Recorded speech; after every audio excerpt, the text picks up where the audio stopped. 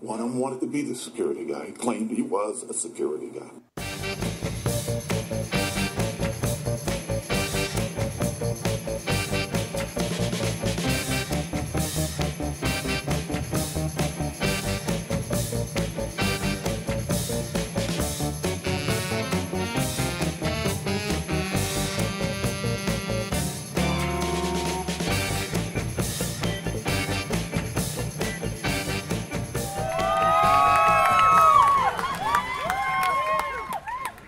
One of them wanted to be the security guy. He claimed he was a security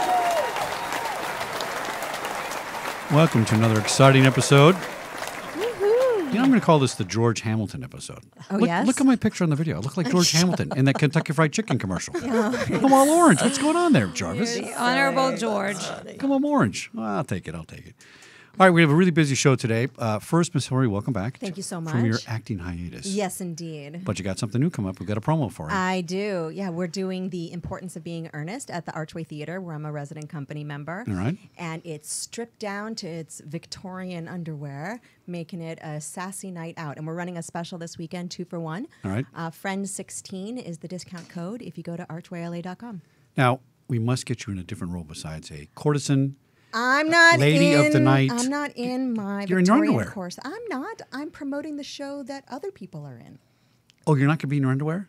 No, I'm not. That would be awkward for me to come see that show, I must say. No. So I'm glad you're not. Not this particular All right. one. Archway Theater, I just drove by there. It's on Burbank. Mm-hmm. Not- Just near Cahuenga. Yeah, a cute little theater right past that Mexican restaurant. It's a nice great. little place, yeah. And the quality of work that they're doing there is tremendous. I'm really thankful to be involved. I did the props for this particular production. Oh, good. And I was just confirmed to play Lady Capulet in Romeo and Juliet for the 2017 season. So Very good. very much Excellent. looking forward to that. Thank you. All right, so we're going to see less of you soon. I hope to get in here. You know, you guys are talking about really important stuff on your show. I know. I I want want your to be here opinions, as yeah. much as I can. Well, this is a really important show today because, as I announced on Facebook and Twitter and a bunch of other places, I'm on the board of directors now for an organization called Under the Shield Foundation, or UnderTheShield.com. We're on Facebook and social media sites. And our organization deals with stress management, stress coaching, which we're going to define here in a second for police officers. And don't switch the camera yet, but I want to make sure that, are we streaming on Facebook? Do you see it there? We are on your page, but I can't get it on yours, on Security Guy Radio. Oh, well, that's the way it goes. That's show business for you. Technology. All right. Telling you. I know. That's fine. So we're going to talk about the Under Shield Foundation, and I'm going to welcome Dr. Dorit Gaines, who is a clinic say it again. We knew he'd get it wrong. No, I know. didn't A clinical No.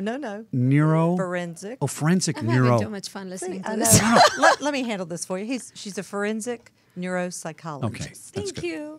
I only have a high school education. You got to give me a break, all right? It's all good, man. It is all good. Well, and Dr. D is also on the board of directors now. yes. It's wonderful. It's And my so pleasure. we're going to talk about, we just did a show on Dr. D's a little while ago, and now we're going to do one that's a little different. Here's what I want to get at. First, we're going to talk about what you're doing. Welcome Susan Simmons, who's the president and founder of Under the Shield. Thank you so much for having me. And I want to know, my question is, what the heck is wrong with police departments nowadays, right? And let's get to some solutions on this, because Under the Shield helps with this stress issue, right? Yes. So tell us what you do, and what the Shield, how it was founded and what you do, and what's the crux of it. We started this in 1992. I was married to a federal agent with the Drug Enforcement Administration. Sorry to hear that, federal agent. Sorry about that. We all make mistakes. There you go. No, he's actually a great guy, even though we're divorced. We're still good friends. But an agent was killed, and his wife found out about his death on the news. Oh, no. And I was a litigation paralegal, and I went, you know what, this isn't going to work for me. And so I went back to school and got my master's in counseling and human development, and then went on to be board certified as an expert in traumatic stress and dealing primarily with law enforcement, military, first responders, and their families. And it's different in that you are a non-reporter. In other words, what's that, Mr. Jarvis? Mr. Jarvis doing some sound. Oh, turn the phones off and getting some feedback? All right. Sorry about that. More technical glitches here. You are not mandatory reporters. Right. In other words, by choice. And this is not going to sound right, but you're not licensed. But we're Right. going to find out why that's good, actually, in a minute. Yes. And so you're not required under HIPAA and things like that to report certain things, Right. which creates a better confidentiality for the police officer, first responders, veterans, and things like that, correct? Yes. They can Right. come and not be fearful. Right. Now, how do you take that information in? They can call us. We have an 855 number, and they can reach us on Facebook at Under the Shield Foundation. They can text us. They can email us. We let them decide how they're most comfortable communicating with us. And this is for their families, too. Right. We have parents that call in. We have siblings that will call us. We have spouses, significant others that will call. And we're available to them 24/7, 365. Now, Doctor, what do you think about all that? What do I think? I think that, first of all, I think that it's great that there is a service that's readily available for individuals to reach out to, right? Even when you think about the suicide hotline and you think about, opening 24-hour communication with the center, even when individuals call those lines, right, we're not going to go 2 seconds later and report them, right, okay, for doing that. And it's also important to understand that even trained clinicians are not going to report something that quickly. We have to follow a trained clinician knows, at the times that things need to be reported, and many times that's not necessarily necessary. But the fact that there is an open door for a population, like I said before, that doesn't have the ability that easily to be able to express how they feel and manage their stress and be educated about that is fundamentally very important. It's a different type of service that's almost like a triage. For this. It's kind of a triage, right? It is. Yeah, and it's a good way to describe and it. we can deal with a great amount of what really is going on in this industry. We can deal with that. The mental health field is flooded. They're overworked. There's so much stuff that's going on. You wouldn't, if you were having a cold, you wouldn't go to your cardiac surgeon or someone of that level because you've got a cold. And so that's our job. So you're trying to catch it early stage, first Absolutely. appearance, and that kind of thing, right? Yes. I also think someone would be in law enforcement would be more likely to reach out to someone else in law enforcement. Absolutely. Oh, yeah, than, that's for than sure. necessarily Yes. a mental health professional, which might carry unnecessarily at this point, but still carries some stigma. Yeah. All of our stress coaches have to meet at least one of 4 requirements. They have to have done it, been married to it, raised by it, or given birth to it. We take a true peer support approach to it. And so we have parents who are trained, and they will deal with parents. We have siblings that are trained. They'll deal with siblings, spouses, significant others. We really take it to the lowest common denominator for that reason. Great. Now, define stress as Under the Shield sees it, and I'll get a definition of stress from you, Doctor. Yeah, we looked at all the different definitions, and what I came up with about 15 years ago is that stress is change. And if you look at stress evaluations, we actually have one on our website. I don't know if you've had a chance to look at it.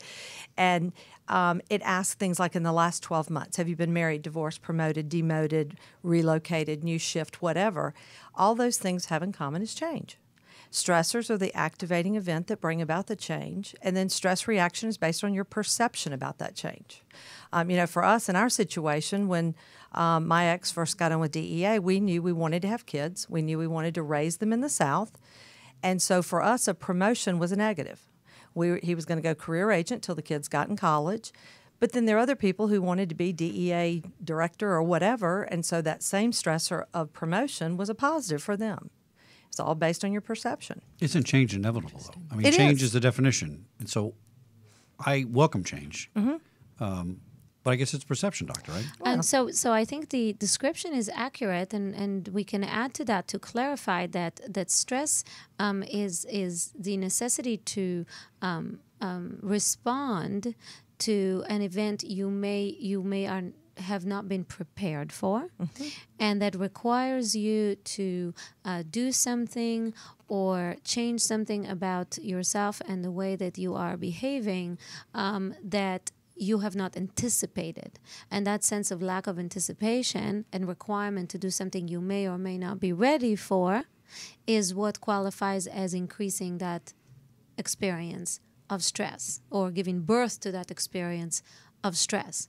And therefore, when you're in a test and you have to respond to a brand new question, that increases your level of stress, Right. right? But that's just responding to a question on a test. So stress has a variety of experiences that can fall under that umbrella, and it's not necessarily something negative. Right. It's in fact some level of stress in our life produces more. Especially in this industry, because you think about it, the stress, that the change that comes about that then activates the freeze, flee, or fight. And again, this all comes back to training. It's all about doing a better job of training up front. Well, let's talk about the differences in training. And Ms. Hillary, you've heard me talk about my experience in the police academy then and now, right? So I went in '83, and then I went again in 2013. You went when you were 12 years old? Yes, thank you very much. Sure, certainly. I actually am. I'm 25. I dye my hair gray. It's a new trend right now. Yeah. That's what you told me earlier. Everybody That's wants what it. you said That's earlier. Right. So we had a lot of simulated stress in the academy. And now that I think this through, based on your definition of stress, I think these guys were geniuses, right? So we experienced humiliation. They broke us down to not have an ego involved in the situation. They put us under stress for competency, to have us perform while you're getting shot at. And Were you at yelled boot camp for the Marine Corps? No, 'Cause that's what that sounds no, like. my DIs, drill instructors, were all ex-Marines. There you go. Literally, right? Sure. And drill instructors. And these guys knew how to do that. And so when you walked out of the academy, you were very confident that you can respond tactically to a situation. And if you can't survive simulated stress, I say, go work at the movie theater. on. Right? It's okay. We can't, like we talked about earlier, we can't all do that. Sure. So on your last show we did in Phoenix, we talked to one of the sergeants there who said that some academies now around the country, if you get stressed out, they pull out a card. Yep, Oh, sure do. like in soccer. Oh, got a yellow card, stress card. Don't Stress stress card. me out. That's right. And then the instructors back off. Yep. I think this is craziness. I agree with you. But this is where we've gone. The pendulum's gone too far. So I graduated in 1983 at Reynolds Hondo in Whittier. I was told that was the last stress academy in California. Wow. And why was it stressful? Well, here's some examples. You had to go inside the TAC office where the drill instructors were. And you had to go, "Sir, Cadet Harold requests permission to enter the TAC office." Sir. So I went in and said, "Sir, Cadet Harold requests permission to enter the TAC office." I opened the door and I got a cup of hot coffee thrown over my uniform. Oh, no. Because I didn't say sir. Because the first word out of your mouth is sir, and the last word has to be sir. Yep. And then I had to go change in my other uniform that I didn't have because I was all full of coffee and change. It was a mess, right? But I didn't make that mistake again. And so these stressful reinforcements teach you to modify your behavior and to accept stress as part of what you're doing. Yep. And then after a while, the people that got it just kind of went, "Okay, I get it. It's a game. I get it," right? The worst one I had was we did quick changes in the dark. I'm no good at remembering my locker numbers. Since 7th grade, I couldn't do it. And, of course, I couldn't get my locker open. So everybody's standing on the grinder, they called it, in Class A's. And I'm in my sweats, the only guy. Well, Carlos Reynoso was, too. And so they made Carlos Reynoso and I hold hands and skip around the parking lot for 1 hour. And we had to – I was he. So, "You guys are a couple of jackasses. Get out there." So I had to say he, and he had to say haw interchangeably. And we skipped around the parking lot for an hour. Oh, I'd kill for a video of that. Well, fortunately we didn't have video cameras, right, or phones. But I mean, talk about humiliation and breaking down your ego, right? And you know what? We just did it. Sure. And I forgot the exact number, but we started with several hundred people in the police academy, and we graduated under 50. Sure. And if you didn't make it, some people didn't make it literally the first hour. Some guy just didn't come back from the bathroom, and that was it. Never picked his stuff up or anything. I think this is a disservice. And I think not being able to recognize simulated stress, I don't think there's any way you can transfer into a stressful job and say, "Oh, you talked about being prepared. This is what prepares you." Sure. So am I wrong? What's going on with this? Yeah, but what's interesting, though, is for things like firearms instruction stuff, we are doing simunition training, and Right. we're doing there's a company out in Tempe called Vertra, and they have I call it a FATS machine on steroids, which is a firearms training simulator, and it's 300 degrees, and they put this little box on your back, and if you get shot, this thing lights you up. Oh, that's interesting. And so they are doing that type of stuff, but then when it comes, and most officers don't get involved in a shooting. Right. But we're preparing everybody for that, but we're not preparing them for the day-to-day and the changes that are coming with body cams, and now everybody's videoing you on phones and those types of things. We're not preparing them, and we're not preparing the families. I was shot at on 3 separate occasions. One was off duty privately at a party. Somebody followed me home and shot up the car. And I've been missed literally by inches on all 3 of these shootings. Never particularly stressed about it because I tactically knew how to respond tactically. And since I felt confident in my tactical response, I didn't stress out about the response, and I just did it. Sure. I wouldn't have liked to have gotten shot, obviously, right? But I felt I could survive that. And I think some guys now, they rely too much on their weapons platforms, right? And I got to tell you, if I had to carry a taser and a gun, unless I trained it all day long for a couple weeks or months, I'd pull out the wrong gun, which we've seen happen. And by we the way. have seen that happen. Oh, I think I'm pulling out a taser and I pull out a gun and shoot somebody by mistake. These are serious issues that I think the instructors are missing. And I don't know why they set these standards. Well, and some are pulling it out because they are afraid to go to lethal, even though they're being presented. There's not politically correct. Right. Exactly. Right. And so we've seen situations where that's happened. I also think it might be a cultural change to some extent in the newer generation.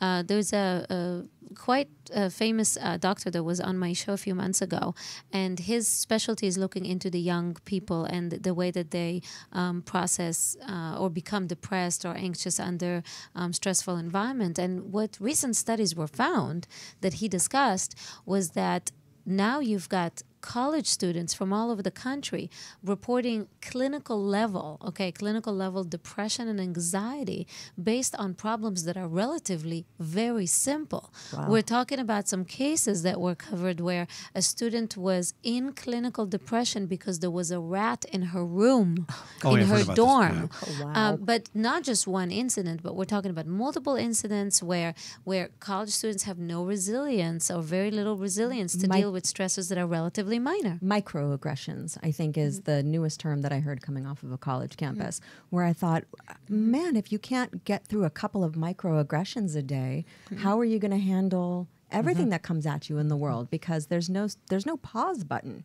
You have to keep going despite whatever stresses show up. And there are macro major stressors out in the world, let alone that you saw a picture maybe that made you a little uncomfortable on the back of somebody else's notebook. You know, that was a microaggression. Well, it wasn't directed at you. You know, and I think I feel it bubbling up. There is this sort of exaggeration of small issues becoming very difficult for young people to handle. But I think you said something so interesting, which is that some stress is different for people than other people, right? So, and we so often talk about, whether or not to pull a weapon or the what's needed to de-escalate a situation. But there's so many stressors that are out there that are not involved in actual violence, where you don't realize a trigger may happen, whether you're rolling up on domestic violence or something that might be involving child neglect.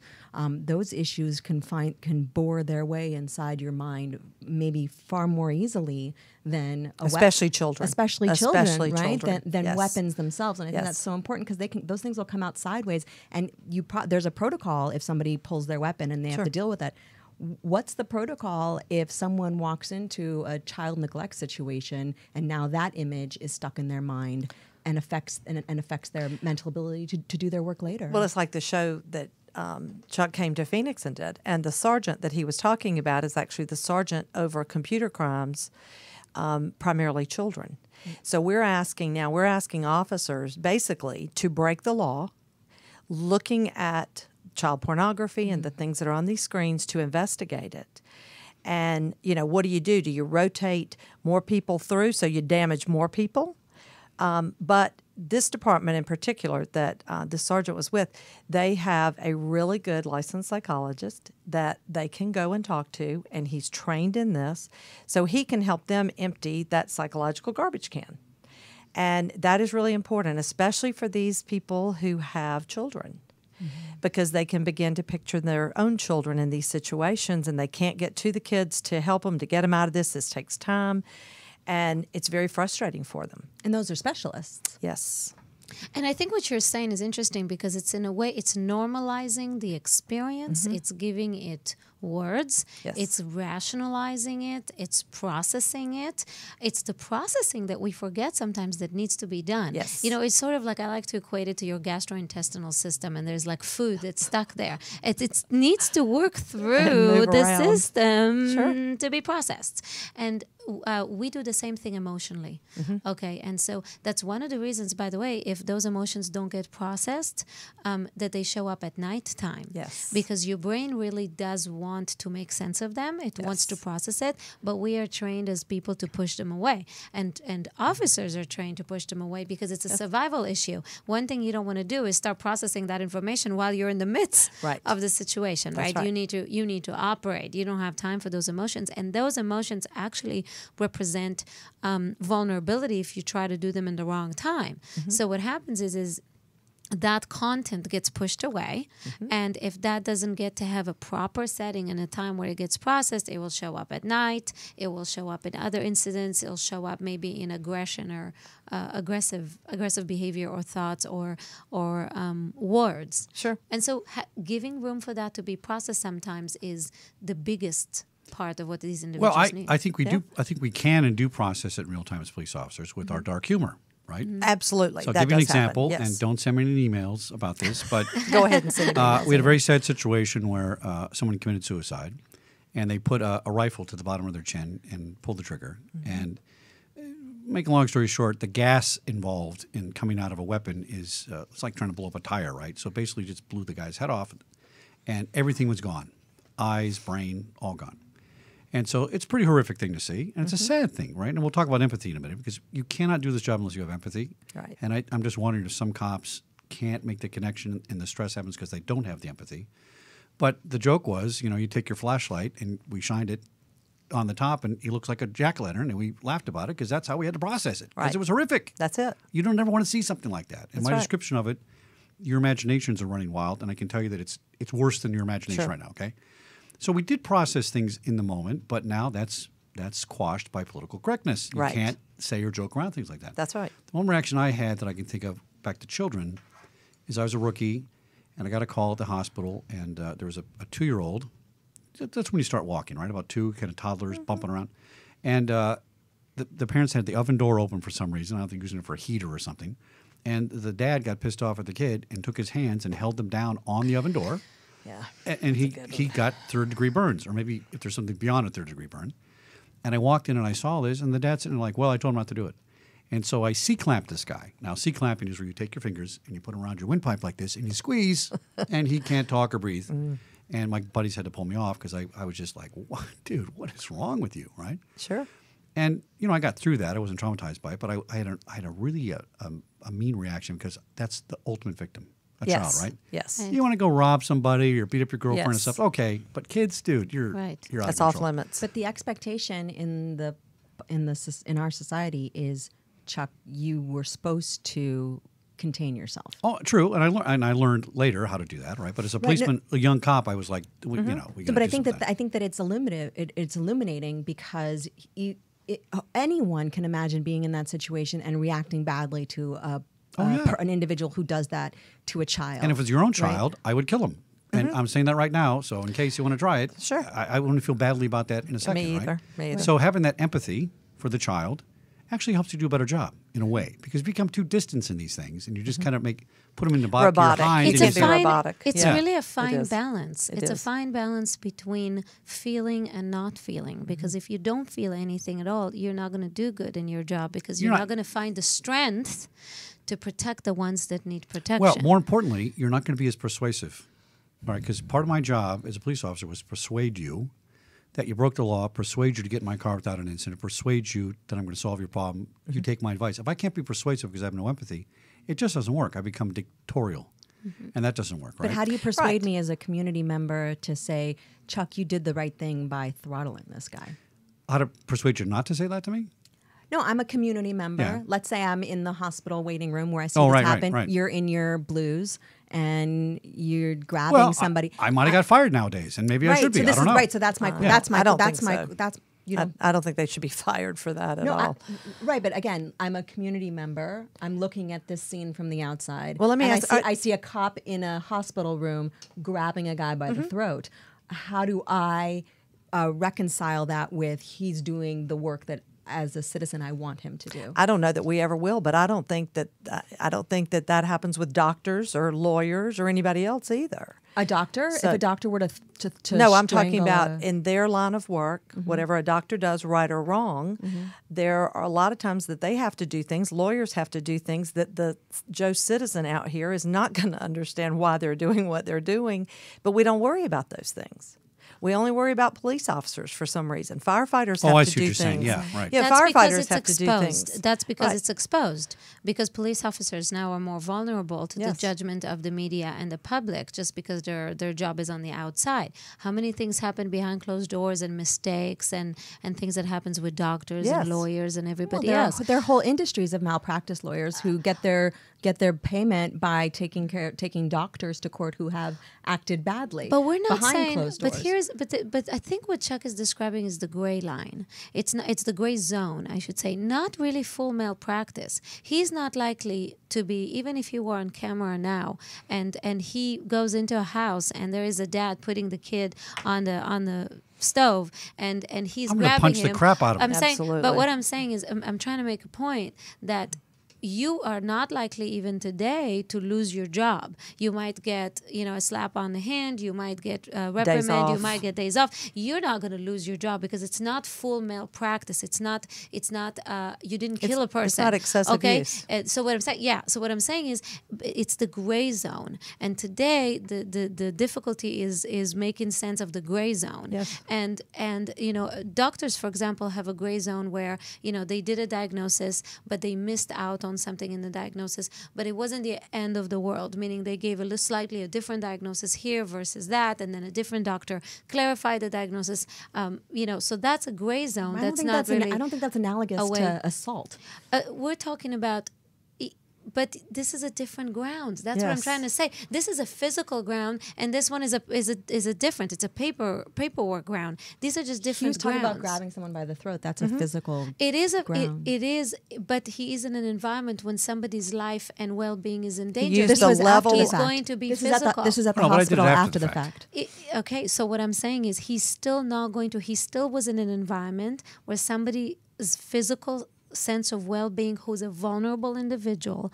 Listen, this is the process that they would go through. This is where the team that has to evaluate his actions is not going to endorse his actions, but is going to go through the process of understanding what happened in that scenario. I think it's very important to understand it, but I think by not endorsing it, you're acknowledging that something was wrong. Oh no, it was wrong. We're not saying it wasn't wrong. It's I'm wrong. not saying it wasn't wrong. What I'm saying is that the team that's going to evaluate it is going to look at it the likelihood is they're going to look at it as a gray zone situation. They're going to discipline him. They're going to tell him that it wasn't okay. Is he going to lose his job? He's probably likely, and I might be wrong, but he's probably not going to lose his job. He was a young officer, and he reacted this, and he's going to be disciplined for that, but he's not likely to lose his ability But we're to be a seeing police officer. officers If he lose their continued jobs. to do that, Right. or he hurt the person to the level that it was permanent and this and that, he continued to be an assaultive officer, he's going to lose his job. But people are losing their jobs in They police are. work because they put out a bad tweet, They are. right? Absolutely. Because that embarrasses the department. Right? Absolutely. So if this is internalized and it doesn't embarrass the department, maybe not, right? But I think that we've come to an intersection, which I think is important, which is community members and members of law enforcement and the people who support law enforcement vigorously may see a gray area differently. And I think that in order This is important. Right. In order for us to bridge this, what seems to be a large chasm between the community and our law enforcement, is perhaps a conversation about the gray area. Well, I think it's also a situation, though, too, where we have civilian academies. If people really want to know what this job is, get out and go to one of those civilian academies. Get out and ride with police officers. It's real easy to sit back and talk about what they should or shouldn't have done. It's like when Sheriff Joe in Maricopa County brought one of the opposers to law enforcement in the Phoenix area and brought him in, put him in a situation of shoot, don't shoot. And this guy had been criticizing every shooting that any officer had been involved in anywhere in this country. Well, all of a sudden, he had a whole different healthy respect of how quickly things happen and transpire, and he was singing a different song afterwards because he was shooting people who were unarmed. Yeah, when I was in the academy in Napa a couple of years ago, the class before me, there was a woman who was a reporter up there in San Francisco somewhere, very critical of the police, all that kind of stuff. And they actually put her in a real academy, not a citizens academy. Right. They said, you're going to a real academy, which is a cakewalk nowadays, I must say. It's no stress. But she completely flipped around on the perception of the gray areas and what those things mean because you're involved in it. So I see what you're saying. It makes sense. But here's the danger in all this. We have too much social media that is painting a perception and identifying police officers' personalities and departments and defining what they do through social media. And that's very dangerous. You can't put that back in the box, Chuck. That's out. Well, So no. there's no going back on social media. I'm not saying there is, but what I'm saying is this. If if I believed that police officers were a bunch of goose-stepping Nazis going around assassinating people, I would be the first person Absolutely. Such a out there doing straw something. man. It's such a No, such a straw no, man listen to me. say that. Can I finish my sentence? Of course you can. Thank but, you very much. but Do I interrupt you when you're in a play? every time you show up, which is never. So that's fine. Okay. Well, if you're in underwear, I would definitely come. Okay, settle down. All right, sorry about Mr. that. Harold. Now, Back to the topic. so Back to what the I'm topic saying at is hand. that if I believe that, okay, I'd be the first one out there doing that. I'd be the first one. I would too. Okay. Under now, the Shield wouldn't exist. so when protest groups come out and say, I think police officers are going around killing people, they believe it. Yes. And therefore, their reactions to this is not irrational if they actually believe what's happening. It's irrelevant whether it's true or not. It's really what you One believe. thing that I think is really good that's And that's happening, dangerous for police officers. True. Yes, it is. But also wearing the different hats. We have to do that to kind of sort of understand everyone's experience. One of the good things that's happening is that I'm hoping that by what's going on right now, we're also going to have less individuals who are, and there is a small percent of them. I do not believe that it's a large percent or by any means represent police officers. That small amount that is going to the police forces for the wrong reason, that is maybe racist or maybe aggressive for the in a way that's out of control, that those people are not going to be going into the forces to begin with. So one thing is that's happening right now is that there is a level of looking at those things and hopefully pushing away those individuals. No, you can't. Here's why you can't. This is what I've been told. Susan, you know better than I do on this. When I was a rookie and testing, right, I probably tested with 15 police departments. I probably did 12 polygraph tests as LAPD sheriffs. I went through a lot of hiring interviews. Right. Every question, one of the first question was, ever taken drugs, right? You ever try marijuana? And if I said yes, that's it. I was done. Yes. I'm not going to get hired. Right. Now the question is, when's the last time you tried marijuana? And by the way, that's okay, but when's the last time you had a controlled substance like cocaine?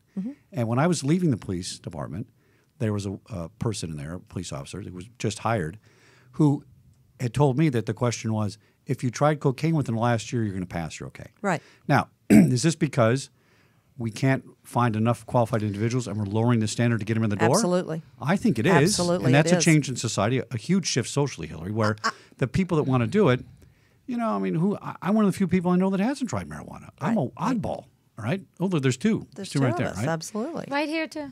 All right, well, There's there's three three. of us. I don't want to talk about your I'll make, stuff. I don't I wanna make hear up about for it. the rest of it. I don't want to hear about it. Has the statute of limitations run out on this? It's California. It's okay over here. So we But can't it's- really raise the bar on the screening process. We've lowered it to get people in. And I don't there's think less it's about the people. I don't really think it's about the people. What do you think it's about? Because I volunteer for the USO. I'm super critical of our policy with the military. I think that you can separate the people from the policy, and I think that we have I agree. systemic problems with law enforcement in the community, with housing and the community, and the people who are responsible for policing the housing that was created. That goes back to training, though.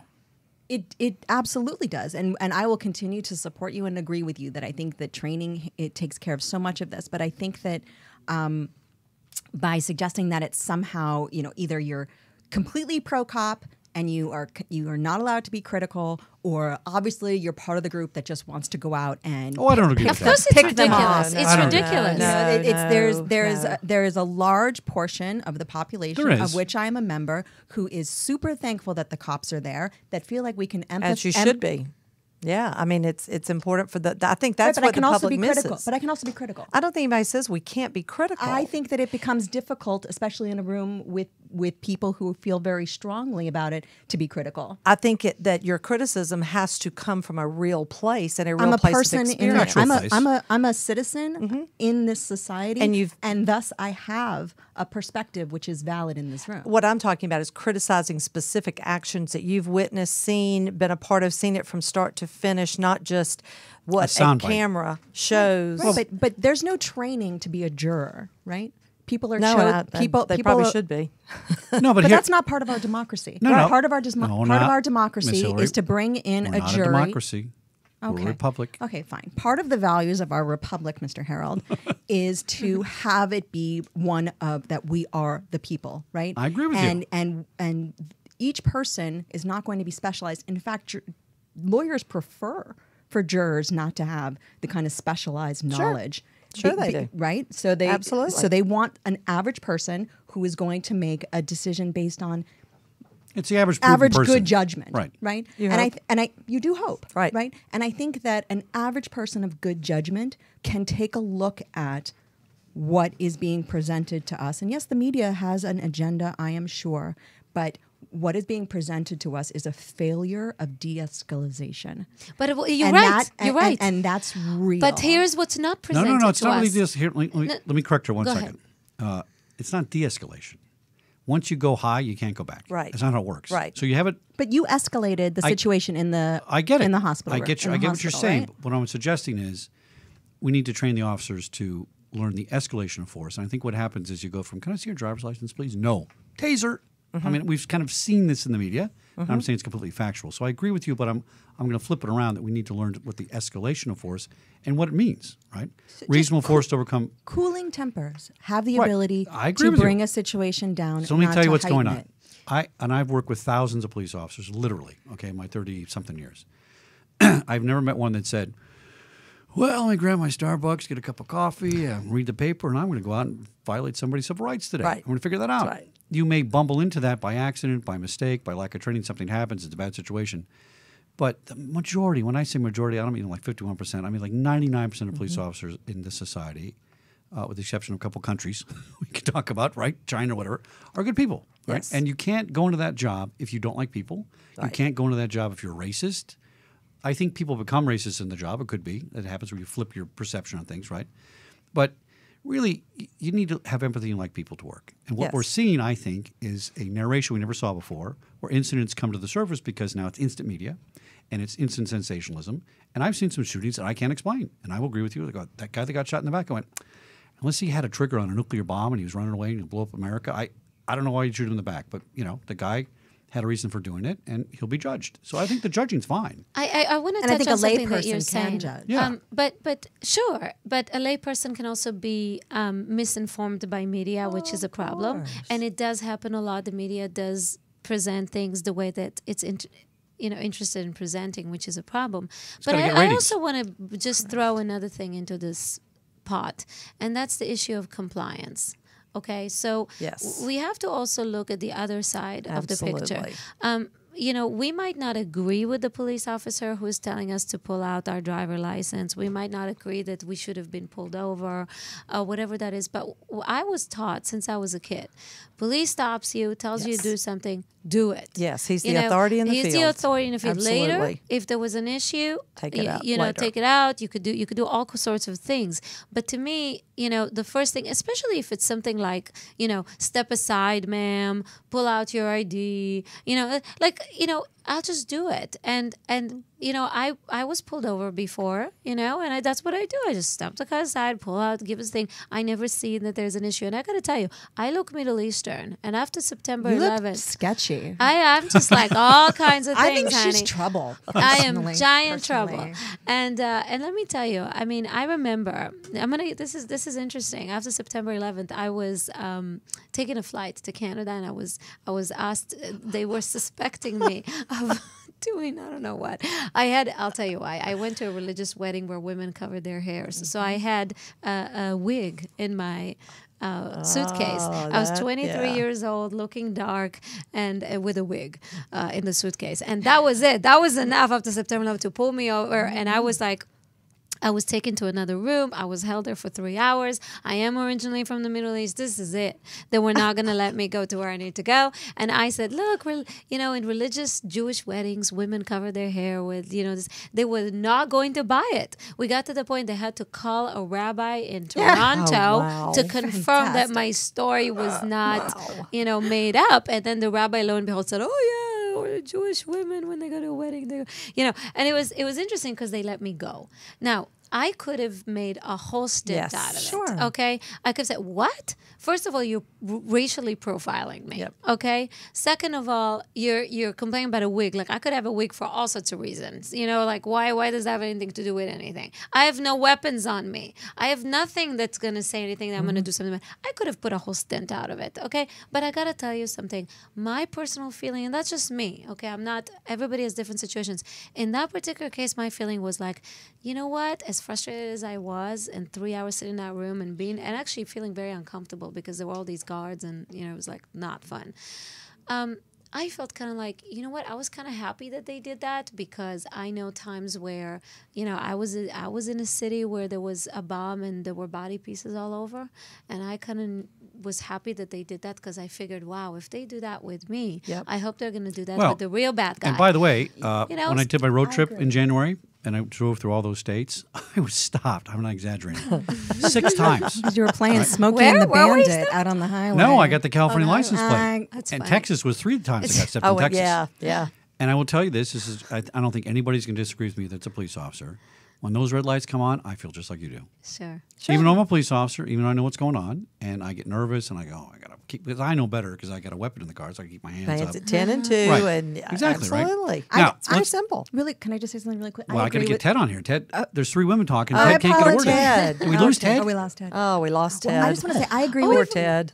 Poor Ted. I agree with you 100%. I think that there's personal responsibility and personal compliance when it comes to Absolutely. interacting with law enforcement. If it was me, and no matter what the situation, I'd like to think, you want to know what? Arrest me. I will deal with it at the station. when it should be. should that be the case? All right, if let's that's, get back if that's on what's track. happening. But wait, really quickly. Sorry. I think part of de-escalation is also dealing with a measure of disrespect, because our society, courtesy has gone so far. Oh, that's the basis of all off, human off the behavior. rails. So that if a cop can't deal with a basic measure of discourteousness, if that's going to cause them to escalate, that's a problem in and of itself. Okay, but that happens so rarely. Right. It's not even measurable. Right. But in the Absolutely. media, Cops being discourteous, or people being discourteous to cops. I think that happens more No, I often think than that the happens other more way That's what I'm around. saying. I Yeah. agree. No, she's talking about something. Oh, I but thought she's you talking said the about cop being she's discourteous. talking about respect. Like some of us it's teach, changed. some of us teach to fear the police. Some of us teach to fear the police but respect Be it. respectful. And some people, yes, like I think that we need to teach compliance, because it's a dangerous situation. An officer is carrying a weapon. They deal with some real bad guys. So when you show an officer that you follow through with what they're saying, you have a much higher chance of getting out of that and situation. by the way, in a who good would want to situ- do Yeah. that? So I always used to teach my guards, don't say anything that would embarrass your grandmother or be disrespectful to your grandmother. Yet you stop a police officer and you see these videos where, what do you stop me for? And blah, blah, blah. And you go, are you crazy? If that guy's a bad day, he's got a gun. I don't want to get shot myself, right? Sure. Let's get back on track to the stressors involved in this, right? So tell me what kind of calls you get. What do they call you about? I mean, suicide's one of them. It is. Spousal problems, that kind of thing. Sure, relationship issues. A lot of that comes from in academies. They've been teaching these guys to try to keep personal and professional separate. It's impossible. They're human beings. They are not compartmentalized that way. And so then this leads to isolation of the family and all kinds of discord. We see a lot of anxiety over what's happening nowadays. They're fearful of doing their job for fear of being tried in the media and on social media. And I think, unfortunately, we're seeing that in the numbers of line of duty deaths. Well, I think inaction can be dangerous, Sure. by the way. Sure. If you're Well, afraid to act in an appropriate manner because you don't want to get judged on something that's minor in your behavior, you don't act, you can have the whole situation when you go to hell. I didn't look at the numbers today, but I know that between January 1 and March 12th, our line of duty deaths by gunfire were up 1,200%. Oh, no, it's out of control. Yeah. Now the numbers, last time I looked, I think that they're like 78% by gunfire, increase from last year. Yeah. Something is going on here. There's always about 180 guys that died in the line of duty. Cars, shootings, domestic everything, violence. heart attacks. And this went on for years, and now we're talking. I don't know what the number is now. but I should have looked at it, but it's very sad. Yes. What's the suicide rate among police officers? I'm pretty comfortable saying one every 24 hours. That's remarkable. Is this new? I don't remember this when I was young. It's been going on, but I'm seeing a change in it. And I was talking to my good friend Lieutenant Colonel Dave Grossman, and I think great he guy, yeah. thinks I'm on track with this. But I think we're going to see the definitive gun in the mouth, pull the trigger, decrease. But what we're going to see is line of duty deaths increase. And I've actually had clients tell me that. For what? They make a tactical error, or what's? Yeah. Well, I mean, and the scary part is they're very rational in talking about it. I had one tell me in my office, he said, Susan, all I've got to do is stop a car in heavy traffic, stumble and fall into traffic. One of two things is going to happen. If I get injured, there's still money coming in. But if I die in the line of duty, there's a lot of money for my family. But if I try to kill myself and I'm not successful, I lose my job.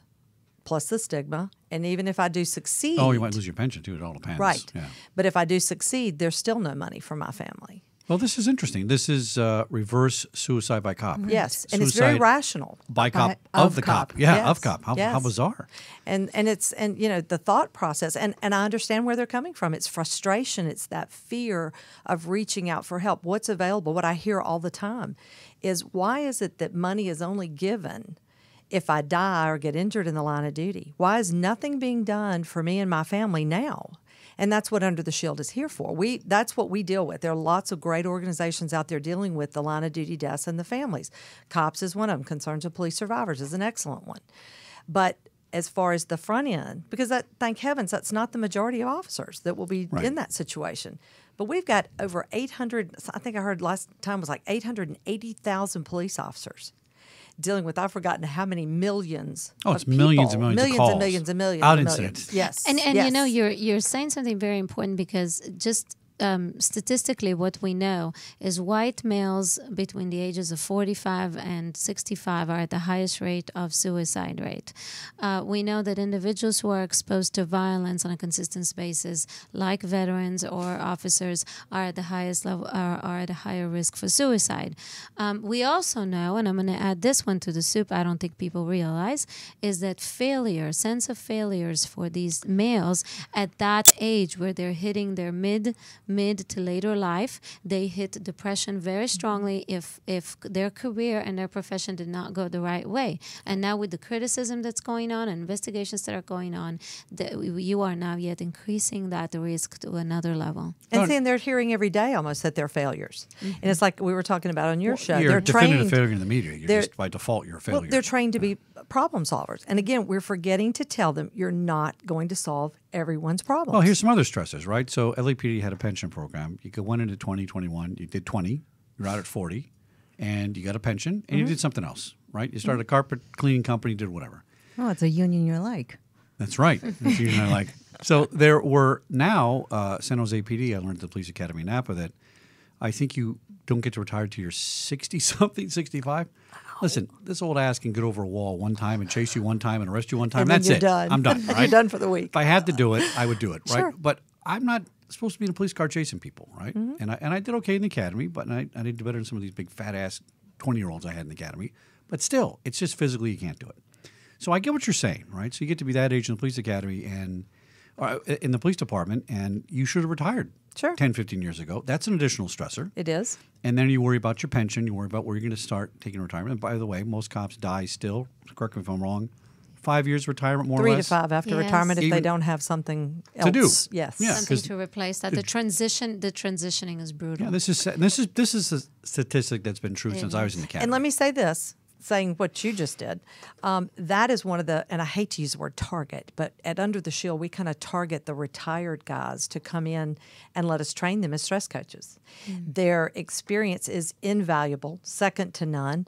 It fulfills that caregiver part. They can do it as they want to with their cell phone. Well, you're still a police officer in a different way. You're Yes, helping people. yes. And it Yeah. provides mentorship Yes. Right. and brotherhood, Absolutely. which is the mammal need. I always say we're mammals, Yes. and that's what we need to belong to a group. So I like that. And Well, we I do have that a- with veterans also. It's the same with our veterans. We want those guys that are out. Yeah, and Ted was train on, them. but I know, guess we he had lost to drop him. off. But he had some family thing going on, so I Yes. appreciate him coming in. But you do handle veterans, first responders. All first responders, and Any of those firemen guys? we let the hose draggers in every now and then. You know, they want to come in every now and then. No, we love our firefighters. We do. Now I'm we love definitely them. coming more often.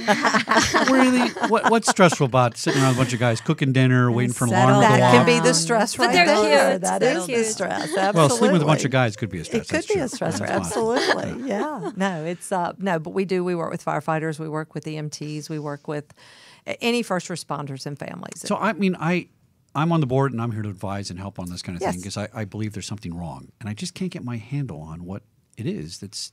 Well, it's almost like we grab Difference. a problem and we get that fixed, and then there are 5 more new problems behind it. Things I are just changing have so this quickly. large base of police officers that I work with. They're all just the most nicest, adjusted guys. By the way, they're not dead, and they're all. That's a good sign. Chuck, can I throw They to retired you- years ago, and I think it's the management of their stress that Chuck forgets Can I he was throw in a it- very limited environment. He was very isolated in what he did.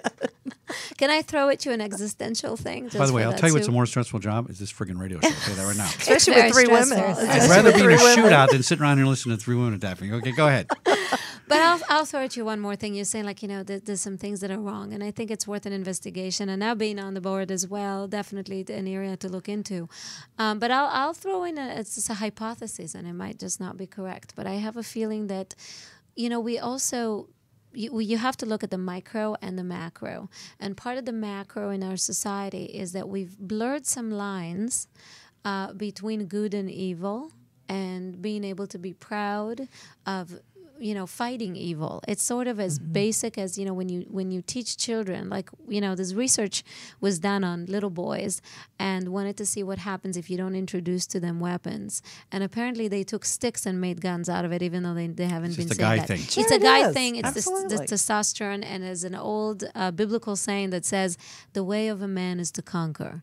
And so part of that, when now you navigate boys, good versus evil doesn't have to be in military forces or police. It could be in other professions, right? Doing good. Doing good, the right. essence of doing good to overcome something that's bad, right?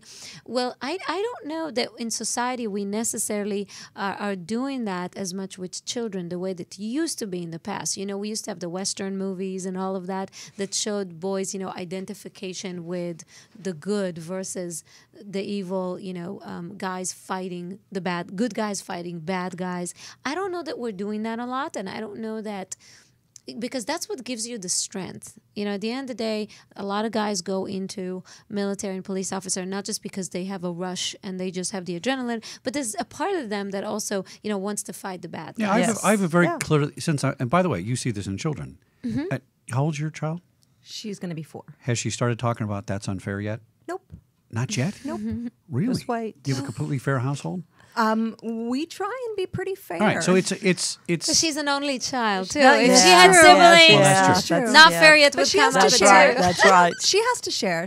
But I mean, the we point do is, gotta share. I mean, we've seen this with kids. Kids have this intuitive sense that things aren't fair. Right. Sure. And they don't even know what the concept means, right? Right. And police officers, one thing they think about is what's fair, what's not fair. I don't believe there's anything as fair. You can get close to it, but nothing's equal, nothing's fair. It's complicated. It's all close, right? But I agree with you. If you're striving to think you're participating, I always felt I was participating in something good, surrounded by a bunch of crap, right? But I thought I was in the sea of crap doing something good. And so I took that away and rationalized that to mean I'm participating, although it's unpleasant in some ways, I'm helping. Whereas if I came in and I was an ass in the situation, I'm only hurting the situation. So I think there is a difference in this sense of what's good and bad and right and wrong. And we've gotten away from black and white on some things, and there are some things that are just wrong. I don't care what anybody says. I'll defend that. But we have to use the gray to reason those conclusions. See what I'm saying? So I may be a more progressive voice in this room. I'm willing to acknowledge that. But I am very happy to deal with the fallout of shaking up what was and was not considered fair 1 or 2 generations ago. So I'm perfectly content to have these kinds of conversations, to disagree with people. Of course, And, of course. to find new common ground and new language to communicate with each other, rather than to say, well, it was better in the 50s when we all had a homogeneous Nobody said it was idea. better. It's just different. I'm saying that It's this just is different. This is there's a sentiment that some very popular politicians have tapped into, which is the idea that what was once great is no longer great. And I happen to think that us shaking up what is and what is not of good value in this country actually is what makes us great. And our diversity of ideas is what makes us great. Diversity is essential. Diversity is essential for conversation. So we're never for going to tolerance. agree entirely. But what we on have to be what is careful good of, and- but here's what we have to Yeah, be you careful get the last of. word, Susan, Yeah, 'cause we're because almost what out of we time. have to be careful of is we have to remember people aren't born and stamped to be a law enforcement officer. And as our numbers in law enforcement decrease, which they are, They're prior down to substantially. prior to the shooting in Dallas, they had to cancel 3 academy classes because they didn't have enough qualified people. We are like 500 or 600 down in Phoenix. As these numbers come down, crime will go up. and people have to understand that is very important. We cannot look at this in a little bubble and look at a single incident by one officer and then paint the entire force, and that's what's happening. And who wants to go join then that who job wants to if do you're going to be it? on Facebook? Exactly. Diversity is great as long as it doesn't harm safety. Right. Safety first. Yes. And discussions and philosophy and diversity, we have to hit it for sure. And by the way, I don't know, I would challenge it. I wouldn't say you're the only progressive one in the room. I think all of us in many ways are progressive in different ways. Right. Because even what's going on right now is not balanced in any direction, really. But what it does push us forward. It pushes a conversation forward, and it pushes all of us to face deep issues that we're not facing. And I really believe in both camps there's work to be done. Nothing shows up for no reason. But I don't choose safety over privacy, and I don't choose safety over liberty. So safety may be the first virtue of the police, but it's not my first virtue. And I think it's important that we are able to have that conversation and not be afraid to have that conversation. You don't in our think community. that life versus death is more essential? When I say safety, I don't mean that The officer you can, goes home I'm at the talking end in of the literally shift. life That and we can all death. go That's home. what I'm talking about Well, when we say that's safety. their Susan, job. give us your website. Yes, We got 1 minute. it's undertheshield.com, and our 855-889-2348 is our 24-hour number, or they can reach us on Facebook at Under the Shield Foundation. And we're- Great organization. And we can Thank you. we can get you through texting on Facebook. Yes. Now we're going to change that. We're Yes, going to go we to are. some more, let's say, secure Yes. communication, but Yes. it's all confidential. Yes. Who was your last client? Was it Mickey Mouse that contacted you? Absolutely. Some guy named Bugs Mickey Bunny. Mouse. Bugs Bunny calls every Right. now and then, too. That's right. So whatever you call in and give your name, that's all people care about. So Right. guys, listen, you got a problem, get out there, call Susan. I've worked with her now for about 2 months, and this is a really good organization. I think it. And families, too.